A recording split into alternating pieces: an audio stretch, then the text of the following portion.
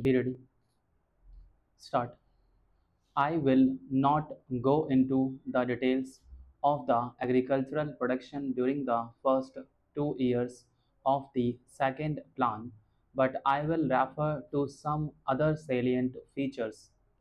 The increase in agricultural production is achieved by a number of schemes, including major and medium irrigation, minor irrigation, fertilizers and manures, improved seeds, land development, and improved agricultural practices. It is true that so far as major and medium irrigation works are concerned, we have developed a huge potential, but we have not been able to utilize it.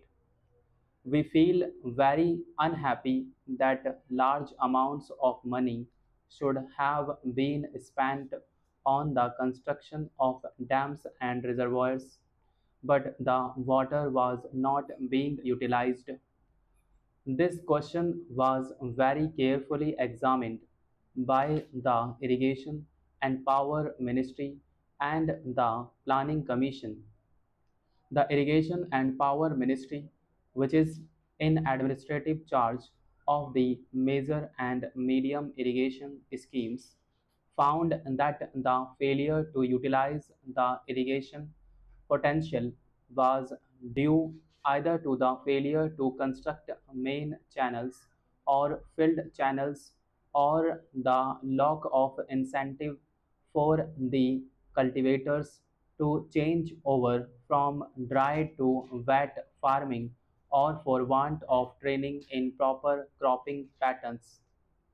Action has been taken to provide conditions for the utilization of this potential, and the Planning Commission has agreed to divert some 30 or so crores of rupees during the rest of the plan period for the fuller utilization of this irrigation potential. In the community development areas, the Community Development Ministry has been made responsible for the construction of the filled channels and for propagating cropping patterns. In the non-community development areas, the state governments have been charged with the responsibility for utilizing this potential. In fact, I feel very unhappy that this potential should not have been properly utilized. Now, so far as minor irrigation works are concerned, they have done well, and during the first 2 years, they have fulfilled their targets. Improved seed is another important item in the development of agricultural production. There is a little misunderstanding about the seed farms. The scheme of the seed farms is that in each of the community development blocks and the shadow blocks, a nucleus seed farm of 25 acres will be set up. This will produce foundation seed. The foundation seed will have to pass through the registered growers in the first year as well as in the second year. Fertilizers have played a very important role in agricultural production all over the world. Our consumption of fertilizers is very small compared to the progressive countries.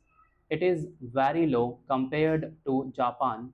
It is very low compared to China, and it is very low compared to the United States of America. Now, sir, this is a limiting factor. Unfortunately, in the beginning of the plan, we did not fully realize the importance of fertilizers.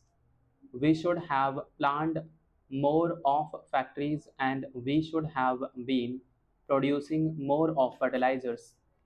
In any event, during the period of the shortfall, we should have found more money for the import of fertilizers, but unfortunately, our foreign exchange position being what it is, I am not sure to what extent we shall be able to meet the requirements of fertilizers, and this is going to be a limiting factor in our future agricultural production. Again, sir, land development is another important scheme. Its growth has also been held up on account of the failure to import a sufficient number of tractors. That again is due to the paucity of foreign exchange.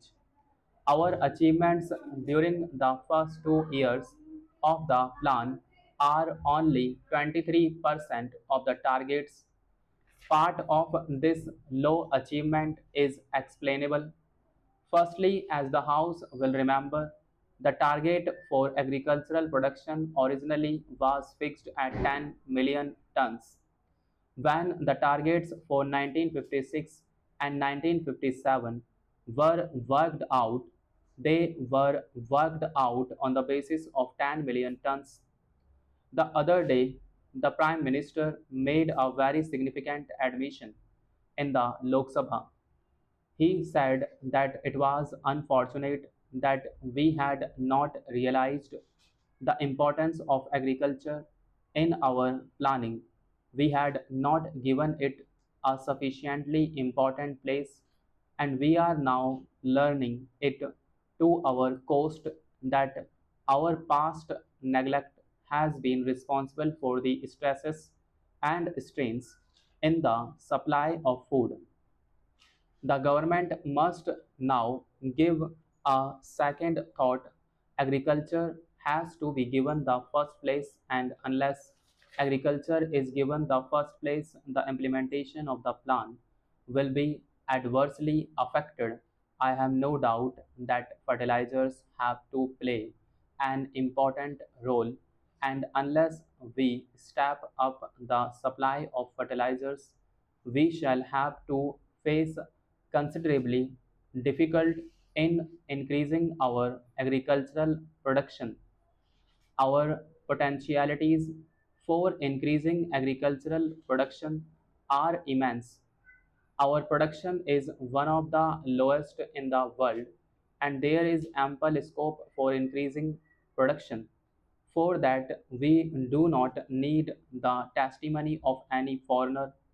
Our progressive farmers are producing 3 times.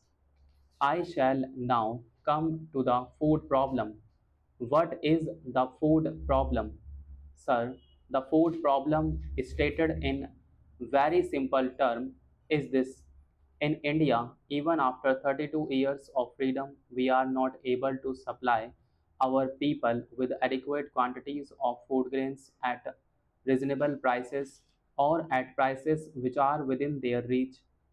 That is the food problem. It appears to be a very simple problem, but actually it is a very complicated problem and a very basic problem in the sense that food prices constitute the core of our entire price structure, and in a capitalist society where there is freedom of enterprise, the price structure or the price system governs the development of the economy as a whole. Therefore, sir, this problem becomes the basic problem. I do not want to attempt here any analysis of how the rising food prices have the various aspects of our economic life, but one abroad broad fact has to be reconsidered, that it is due to the failure on the part of the government to tackle this food problem that so many complications have arisen, which we are finding it very difficult to resolve. All these have as their basis the failure of the government to solve the food problem. Now, sir, there are two aspects of the food situation to be considered, as has been correctly stated by our Honorable Minister of Food and Agriculture. One aspect relates to production, and the other aspect relates to distribution. or regulation of the resources that are at our disposal. Now, sir, I will take up these two aspects separately and show where the government has failed in its responsibility, where the government policies have been wrong policies, or where the government has failed to work out any policy at all. First, I will take the distributive aspect or the regulatory aspect. For this purpose, I will have to go back a little to the developments that have taken place during the last 5 or 6 years. Now, if we follow the developments that have taken place from the year 1980 onwards, we will inevitably come to the conclusion that the record of government has been a remarkably poor record. The government has been groping in the dark. It gets happy like a child whenever there is improvement in the food situation and whenever there is more production. Sir, the bumper crop of 1983 was an extraordinary crop. It was not a normal crop. And after that year, the whole process was reversed. It will not go into details because that will take some time. But it is a fact that soon after that bumper crop of 1983-84, the government started taking steps for putting an end to rationing, for putting an end to procurement, for putting an end to fair price shops, and for doing away with the food grains licensing and procurement order of 1982.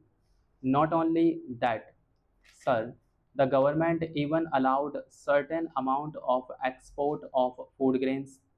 Exports of food grains were allowed and zonal restrictions were done away with. The result was that free market was resorted. It is true, and I recognize that at that particular time, because of the inefficient manner in which the government were running the rationing system, there was a lot of discontent against rationing. So, it appeared to be a popular move for which the government got three cheers, but it was a blind policy. They were not looking ahead. They were not examining the basic factors in the situation. And the most basic factor in the situation was that our agriculture is on the margin, that a good monsoon may give us food grains whereby the prices may fall, but the next year a little shortage of rainfall may create an acute crisis. So you have to part out your whole functioning in a manner that you are prepared for emergencies, that you don't wait to receive shocks. You have to plan and prepare for the rainy day. Ultimately, what happened was that after 1953-54, everything was relaxed and free market was restored, and so it went on. Mr. Vice Chairman, I am glad that the Honorable Food Minister had placed the cards early or very frankly before us. Sir, I do not have much grievance about the manner which the available food is distributed in the country, but my grievance is that the problem of agriculture has not been properly tackled. For that, sir, I cannot throw the blame on the Minister of Agriculture. As a matter of fact, the blame will have to be thrown on somebody who is responsible for planning all these things in the country. Sir, in the first 5 year plan, great emphasis was laid on the development of agriculture. Under the first 5 year plan, In a planned outlay of rupees 2000 crores, nearly 10% was set apart for agriculture. Mr. Chairman, I think the Honorable Minister would have done well if he had explained to the House the changes made by the Joint Select Committee in the bill. I think it is the duty of the minister when important charges are made to come and explain what is the real significance and import of those changes. Anyway, coming to the bill proper, though some important changes are made in many respects, I think that it needs to be improved. If the social objective of this bill is taken into consideration, the government has not done well in not incorporating the social objective that had been set forth by Parliament in practice and bringing it into reality in this particular bill. Sir, it is very necessary for us to profit from the experience of highly industrialized and advanced countries. At the same time, we cannot copy the methods that were evolved by those countries. We cannot copy the principles that were evolved in an entirely different context and transplant them here. Trademark is a type of industrial property. The ownership of trademark has developed entirely in a different context in England, in America, in Australia, and other countries. When the capitalist economy was thought to be sacrosanct, when it was considered that nothing could be done against the ownership of a particular property, these principles were evolved. Here, when we have set before us the social objective of establishing a socialistic pattern of society, when we have decided to have, besides a heavy industrial sector, a cottage industries sector, and a small industries sector, it is perfectly obvious that we cannot transplant those principles and ideas without the necessary modifications. If we look at the bill, it will be perfectly obvious that though the Joint Select Committee has amended it to some extent as far as this important aspect is concerned, it has ignored the fundamental or the basic objective. Let me illustrate my point. Here, as I have just now informed the House, our social objective is to establish a socialist pattern of society. But we also envisage a heavy industries sector, a cottage industries sector, and also a small industries sector.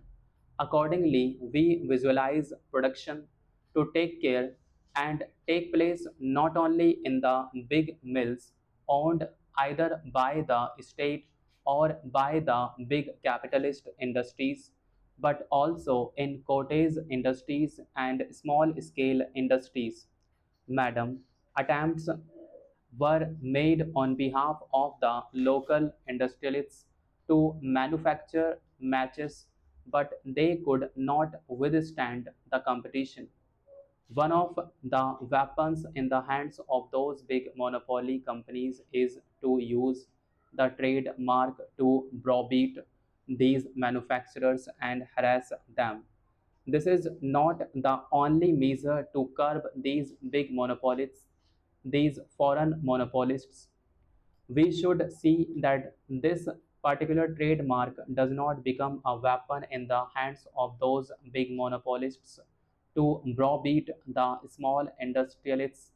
Sir, that devoted follower of Gandhiji and the present member of the All India Khadi and Village Industries Board, Shri Satish Das Gupta, has brought out in his brochure, which I think was circulated to all the members of parliament, as to how these big monopolists are endangering the very existence of small industries, and that too especially of the handmade and cottage industries.